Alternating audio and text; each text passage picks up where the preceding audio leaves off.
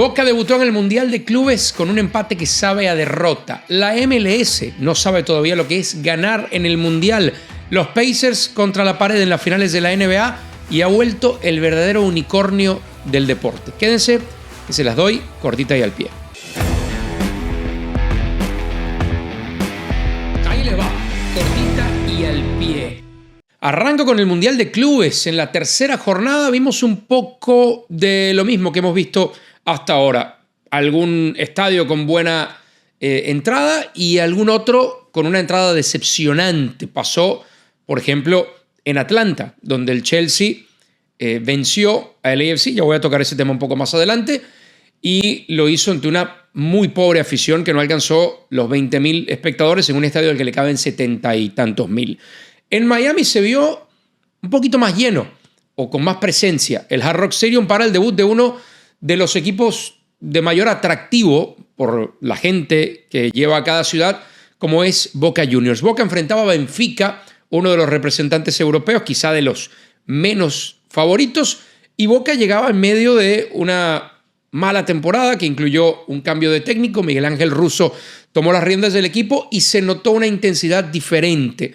Boca que se puso en menos de media hora arriba 2-0, marcó Merentiel el primero, después llegó el segundo tanto de Boca que parecía le iba a dejar en condición para manejar tranquilo el partido y Benfica se le encimó en la segunda parte. Boca Juniors se enamoró demasiado de ese 2-0, muy temprano al menos en el partido, y llegaron los errores y aún jugando una parte del encuentro con un hombre más, Boca no pudo evitar que Benfica le empatara el partido. Primero, un penal sobre Otamendi que no entiendo cómo todavía algunos reclamaron porque realmente es un rodillazo en la pierna clarísimo cuando intentaba controlar una pelota al primer palo. Y después el propio Otamendi en pelota parada llega con un cabezazo impecable.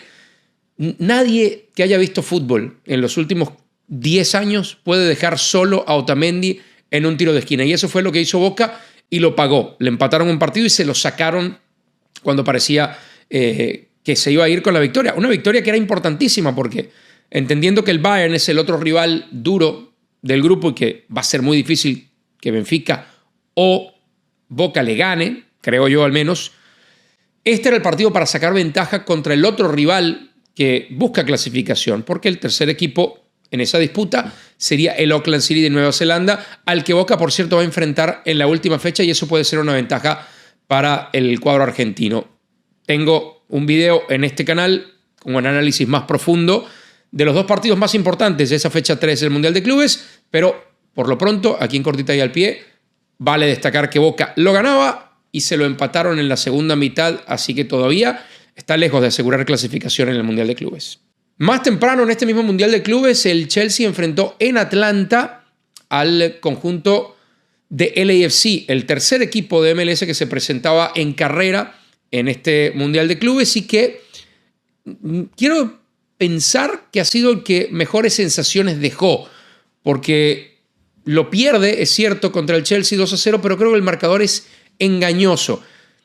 Chelsea fue mucho más contundente, ciertamente. El primer tanto lo marcó con una jugada individual de Pedro Neto y el segundo lo marcó quizá cuando vivía su mejor momento del partido LAFC y lo hizo Enzo Fernández tras un centro por la derecha, llegando solo a anotar en el área. Tuvo varias LAFC para empatar el partido. Cuando estaba 1-0 y comenzó a jugar mejor en la segunda mitad, David Martínez, el venezolano, tuvo una jugada muy clara.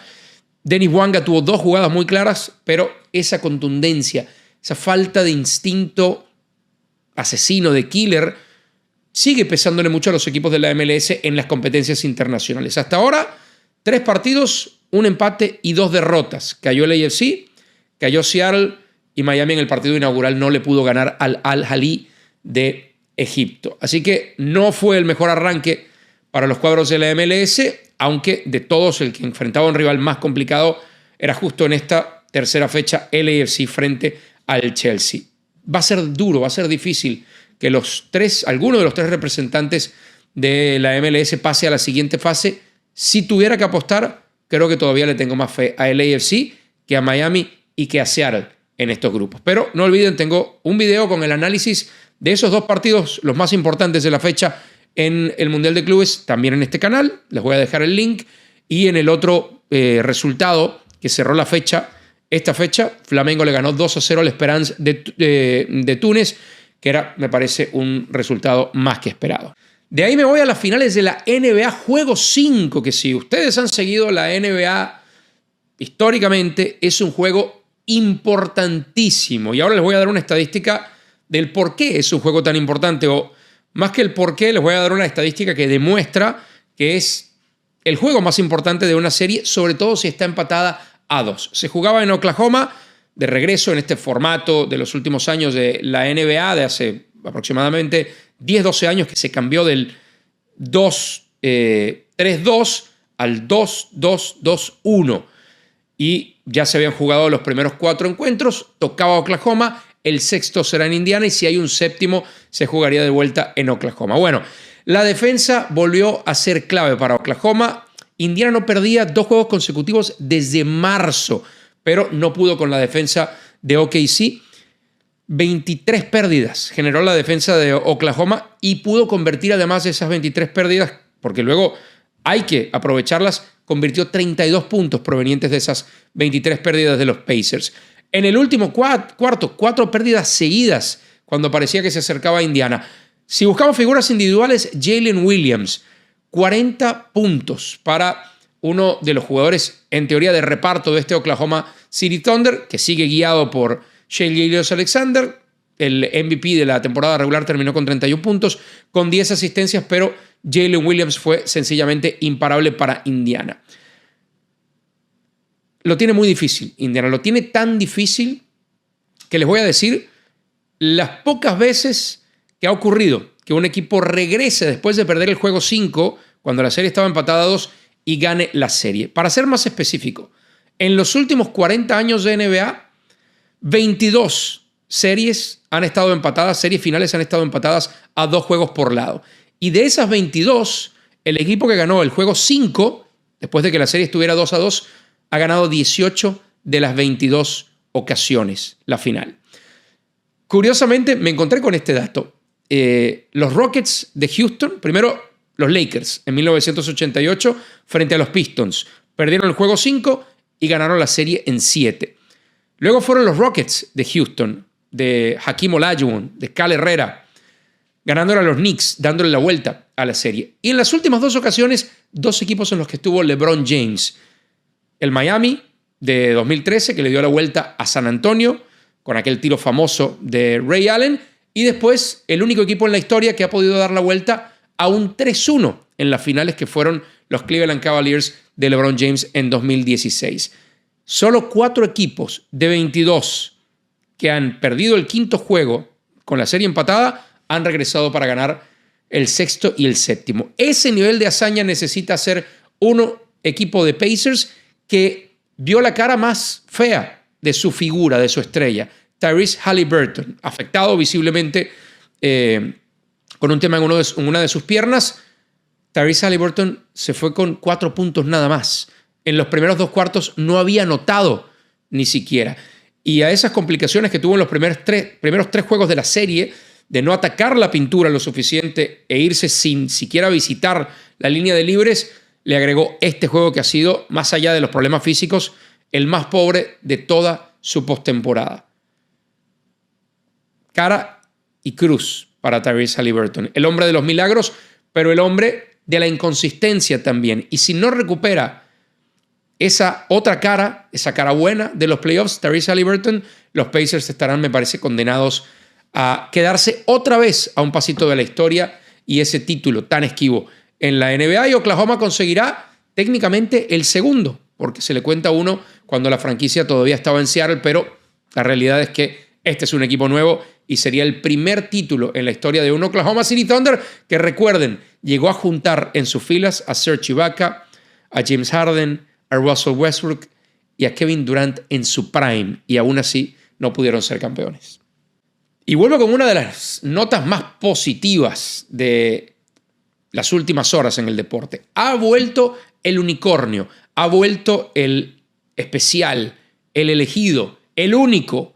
Ha vuelto a lanzar Shohei Ohtani. El japonés tenía casi 2 años, desde agosto de 2023, que no lanzaba por una lesión que requirió una segunda cirugía y lo hizo frente a los Padres. De hecho, cuando se anunció tarde el día domingo que iba a volver a la Lomita como abridor en el siguiente juego, se dispararon las entradas para los tickets para ver ese juego entre Dodgers y Padres. Y no decepcionó Shohei Ohtani. Cierto, lanzó un solo inning, algo que también es común en los abridores de Los Ángeles, pero que seguramente estaba diseñado para que Shohei fuera poco a poco aclimatándose a su regreso a la Lomita, pero enfrentando a una de las alineaciones más peligrosas del béisbol de las Grandes Ligas y ciertamente de la Liga Nacional, con Fernando Tatís, con Luis Arraez, con Manny Machado. Bueno, le pegaron un par de imparables. El de Tatís realmente un flojito al jardín central y Arraez sí le conectó con un poco más de contundencia. Y después terminó sacando el inning, más allá de que en el medio un elevado de sacrificio le hicieron una carrera que luego repuso con el bate Shohei Ohtani. Pero me quiero concentrar en lo impresionante que se vio de a ratos Shohei Ohtani, que sí tuvo algunos lanzamientos muy fuera de la zona, incluso en el turno contra Arraez, el venezolano tuvo que esquivar uno de esos lanzamientos porque si no le iba a golpear en las piernas, pero luego metió en la pistola 100 millas por hora en uno de sus picheos. 100 millas para un lanzador que es uno de los mejores bateadores del béisbol y que tenía casi 2 años sin lanzar en un juego competitivo. 100 millas. Hay que verle la cara a esto. Y varias veces estuvo en las 99, 98 millas con su recta. Es único. Disfrutémoslo. No importa al equipo que le vayan en el béisbol de las Grandes Ligas, hay que disfrutar a Shohei Ohtani. Nadie en la historia del béisbol ha hecho lo que ha hecho Shohei Ohtani. Y el hecho de que el japonés quiera, insista en volver a ser lanzador y bateador de tiempo completo, solo habla mejor de lo que para mí ya es uno de los atletas más completos y más impresionantes en la historia de cualquier deporte. Me alegro, celebro por la vuelta de Shohei Ohtani a la Lomita y ojalá que pronto lo veamos abriendo de lleno y por varias entradas los juegos de los Dodgers de Los Ángeles.